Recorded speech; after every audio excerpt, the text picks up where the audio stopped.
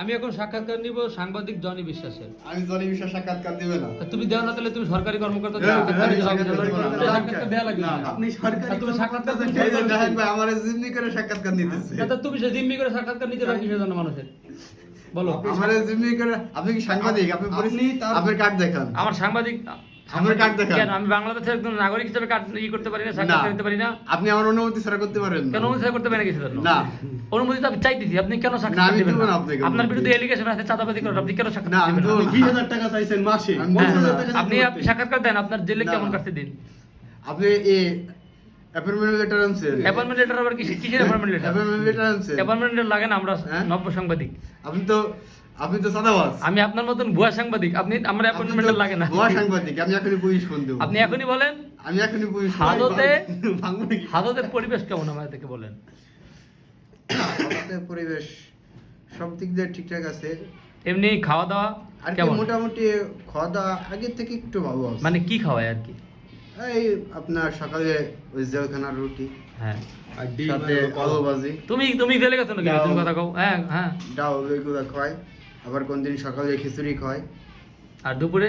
দুপুরে আপনার ডাল দিয়ে আলু দিয়ে ভাজি করে যে রান্না করে ওইটা। আর রাত্রে? আর রাতে হলো আপনার কোনদিন মাছ থাকে কোনদিন মাংস থাকে। আর মাছ মাংস খাওয়ায় হাদতে প্রতিদিন? হ্যাঁ। আর হলো দুপুরে এ তো মিয়া 5 স্টারের খাবার দাবার। হ্যাঁ। সত্যি এমন এমন ভরপুর খাবার? হ্যাঁ, তাইলে তো যাওয়া যায়। খাবার আনলিমিটেড। ভাত যতদূর লাগে। আচ্ছা, হাদত কি একটা রুম নাকি একাধিক রুম? আপনার হাজতে রুম আছে হলো আপনার ওয়ার্ড আছে হলো আপনার 9টা। 9টা ওয়ার্ড। তাহলে তোমরা ছিলা কি ভিআইপি রুমে নাকি নরমাল রুমে? না এটা ভেবে তো কোনো গল্প নাই, সব নরমাল। সবই নর্মাল। আর হলো টয়লেটের ব্যবস্থা কেমন? ওটার ভিতরে টয়লেট। টয়লেট কি পরিষ্কার পরিচ্ছন্ন? হ্যাঁ, না টয়লেট পরিষ্কার পরিচ্ছন্ন। টয়লেটে গন্ধ টন্ধ নাই তো? না। গেলে থাকা যাবে হ্যাঁ, কমফোর্টেবল? থাকা যাবে, comfortable। আর তুমি হাদতকে তুমি রেটিং দিলে কত রেটিং দেবা 10 এর ভিতরে? না 10-এর ভিতরে এসি সেকশনে আমি 6 দেবো। 6 রেটিং দিবা? আলহামদুলিল্লাহ। ওটা হাদত নিয়ে কিন্তু একটা মানুষের এটাই দুর্ভোগ, মানুষ জানে এটা দুর্ভোগের জায়গা। কেমন কাটলো আবার আপনার হাদত? ওই জায়গা যদি কেউ অকামু করে তার আবার পাশা চামড়া থাকে না। মারে সবাই জানে নাকি? ভরপুর। ধুমধাম দেয়। তাহলে তুমি এইবার হাদত বাসটা তোমার কাছে কেমন লাগলো? কেমন লাগলো?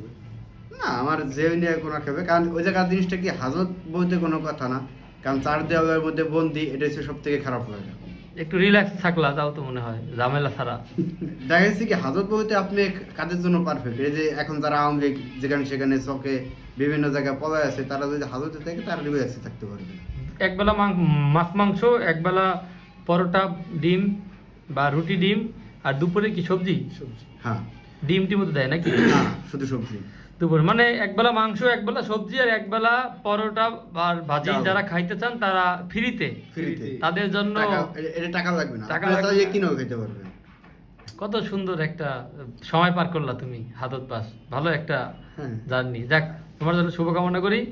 আর বাইরে যারা তুমি কি, ছিল- তোমার কি আবার ইচ্ছা আছে কখনো হাজার টাজার বসবাস? অবশ্যই ন্যায়ের কাজে যদি আবার যাইতে হয় যাবো। যাক, ধন্যবাদ। এই যে কি সুন্দর একটা সাক্ষাৎকার দিলা বিনা অ্যাপয়েন্টমেন্টে। একজন ভুয়া সাংবাদিক আমি আমার কাছে। এমন একটা মেয়েদের দিয়ে দিলে পারে, মেয়েদের কেমন আমি আপনার ভিডিও করবো। আল্লাহ হাফেজ।